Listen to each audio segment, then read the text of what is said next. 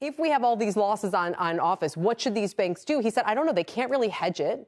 You know, if you sell it, you realize the losses, which itself becomes a problem and perpetuates the cycle. If they, maybe they raise cash, that destroys profitability in the long run. So, yes, it's a known, but it's not clear there's a lot that vulnerable banks can do about it.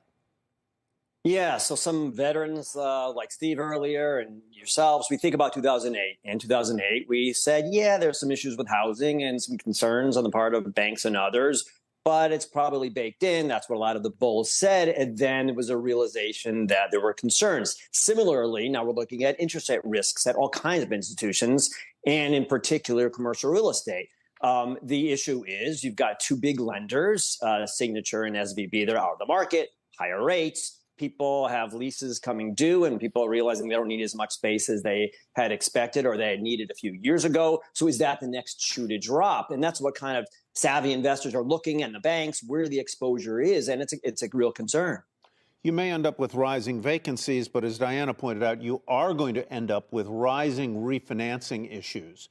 How are lenders going to confront that? Are they going to be able to? And then in the secondary market, will there be enough investors to buy packaged loans to keep this whole machine running? Well, the markets that we're looking at, a number of us, to kind of see where things are going is the debt market and how open it is for lenders and for borrowers and investors. And right now there's concern. We haven't had an investment grade rated bond deal in over a week. Junk bond spreads are wider. They're not at levels where it suggests real credit risk, but you do get concerned in terms of the impact for the overall market if it goes from an interest rate risk to kind of credit risk. So there's some names, Greg, analysts always kind of look and say, okay, who has the biggest exposure in terms of their loan book to office in particular here? I think Bank of Marin is one of the names that comes up a lot. Bank of the Ozarks, Umpqua, which was recently a takeover, I think, by... Interesting that on March 1st, these two companies, which both have a significant amount of office exposure, merged. So, does that fact make it less likely that there's going to be a shoe to drop here, that everyone can kind of pour over this, and presumably executives and all the rest of it are thinking through what to do about this exposure and how to manage it?